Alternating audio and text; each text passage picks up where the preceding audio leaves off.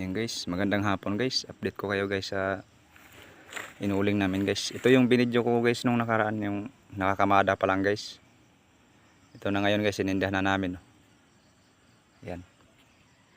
Mga 3 gabi, 3 araw yan guys. Pag anuhan pa natin yan guys, pagpuyatan pa natin yan bago magiging pira yan guys. Ganon kahirap guys mag-uling. Pero guys, tiyaga lang tayo guys.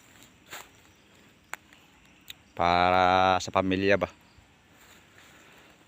At least pinagpawisan natin yan, hindi galing sa masama guys.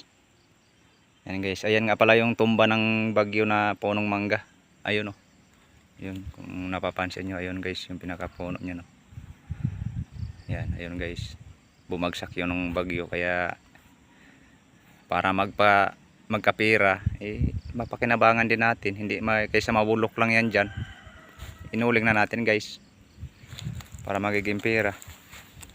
Ganito lang buhay, mahirap mga guys.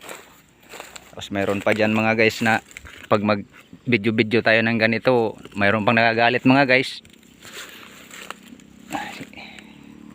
Iba kasi yung mga tao guys, pagka mayroon kasing tao na hindi gusto yung ginagawa natin, na kahit hindi naman masama tong gawain na ganito guys, mayroon lang talagang tao na hindi nila gusto yung ginagawa natin, o takot lang siguro malamangan guys.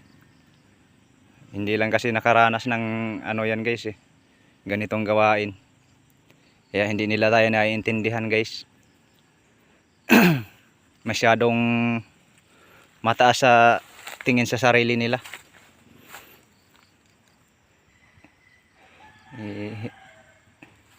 May tao talagang ganun guys. Sige guys, update ko na lang kayo ulit guys.